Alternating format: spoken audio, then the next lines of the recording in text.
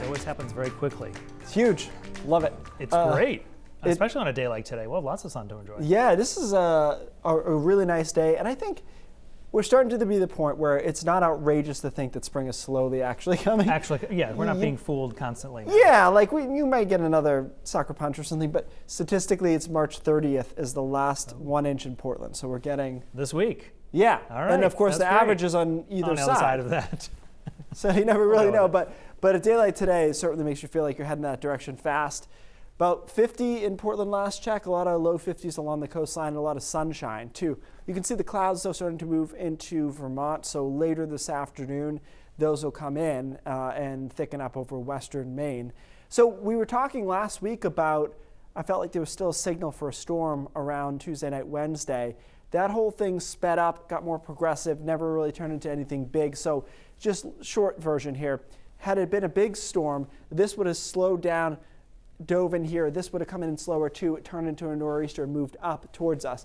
That's not happening. It's more progressive. So this piece of energy is moving and it will connect and give us a little light rain and snow tonight. So a much lower version of what could have been as far as the storm goes. So clouds come in later this afternoon. The model even thinks an isolated sprinkle over western Maine. It's possible into later this afternoon. And then by tonight, it's now raining along the coast and quite a bit inland as well, out towards Sebago Lake, for example.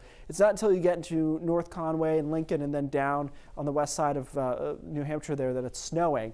Eventually it gets a little bit colder overnight and snow starts to work its way closer to the coastline. All this stuff is light though, and as we saw with our last system, these surface temperatures are pretty marginal, so we're going to have a hard time really accumulating, even in 2, 3 in the morning here. And then a couple of snow showers to start tomorrow, transitioning over to an isolated rain shower with temperatures in the 40s. So a more unsettled day tomorrow, more in the way of clouds, and we will start with that little bit of light snow and rain, which I'll show you a map for in a second.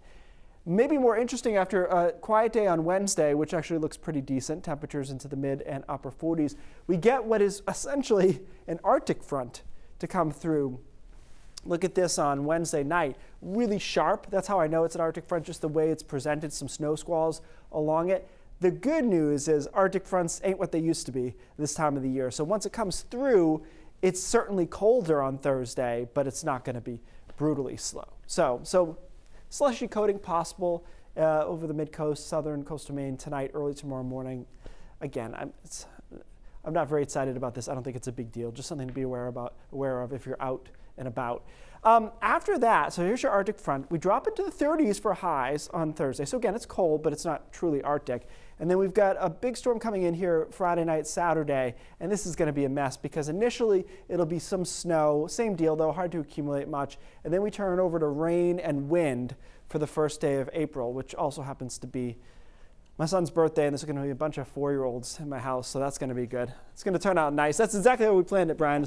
Let's just have all these kids inside instead. I'm looking into bowling alleys as we speak.